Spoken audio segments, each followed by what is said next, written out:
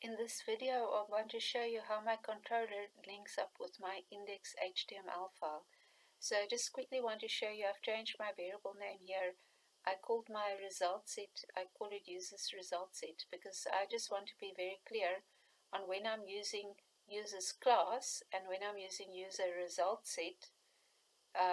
So the data that comes from the database, which is of this data type, okay? So that data type is defined by the class, the user's class. Okay, so here I've got result set.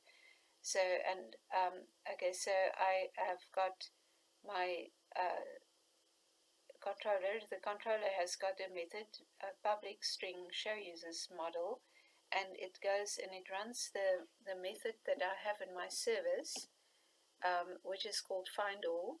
Okay, and it finds all my records, returns the records to this result set, which is of that data type, and I'm now going to add an attribute to the model being the HTML, okay, and it's going to take this result set to that model and then display the index, and the index will have the data on it. But now I'm going to show you how I made that data, that index HTML. So my index HTML, so you remember from last time I had my HTML and my header and then my body. The body tag is everything that will be displayed.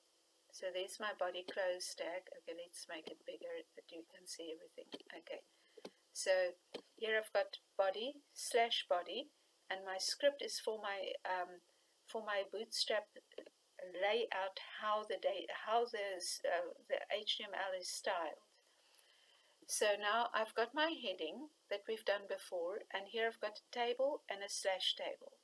Then I've got a head and a table body and a table body. So this is T head for table head and table head, and then I've got a T body and a / T body for all the rows that are not header rows. So this is my header row, and those are all the other rows. Okay. And in my header row, I've got a TR, a row tag, and I'm going to have 3 columns: user ID, username, user password. Okay. And now in my in the body, I've got a row, but I'm not going to have one row. I'm going to have as many rows as there are users in the table. So, but it will repeat, because here I said it's going to repeat that row for every user. Okay. From my result set. Okay, now this user must be the name of the table, and that is the name of the result set.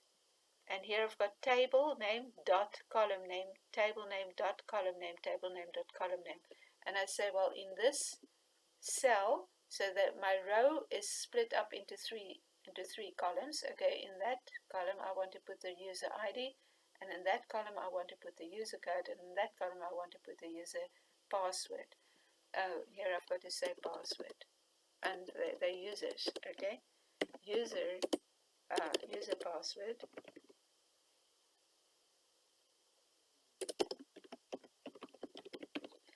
and there I want username,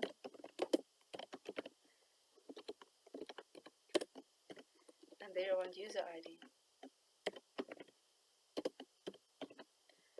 Okay, so I just want to show you again, I want to remind you where that word comes from. Okay, so I'm going to go back to the users class, and I'm going to show you my table name is users. My class name is user class. So the way that I name it is so that I've got no choice about what that name is going to be, because that must match exactly what's on the database. But I want to know when I'm using a class name and when I'm using a table name. And that is how I've named my class then, so that I know when I'm using the class and when I'm using the table name. Okay, so if I go back to the controller here has got it's getting the data as a result set, and now when I go to the index, okay, on the index I get from the result set stuff that was on that table. So now I say I want that table name, that column name, that table name, column name, table name, column name. So I just wanted to show you what variables I'm using. Okay, that is the index HTML file. So I've got index HTML file, and I'm going to now show you how it looks like when I run it. So I'm going to go to my application. This is my main method. I click the run button. Okay, it's going to run. Okay, and I'm going to wait for it to respond.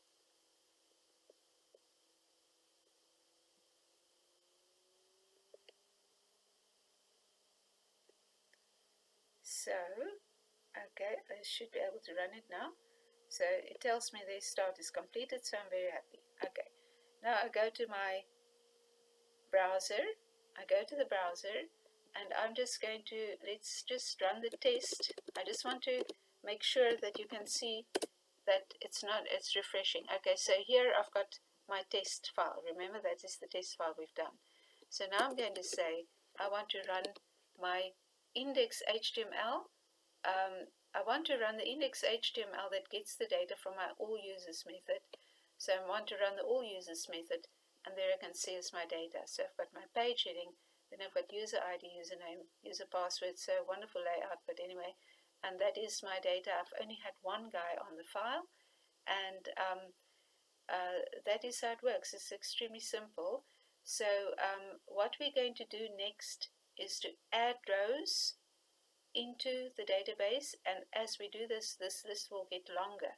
So at the moment I've only got one. If you don't know if I've only got one, I just go back to my workbench, and from the workbench I do a select star from users, and when I run that, you'll see that I've only got one record. So I know that my um, JPA Spring Boot web page is actually showing the data properly.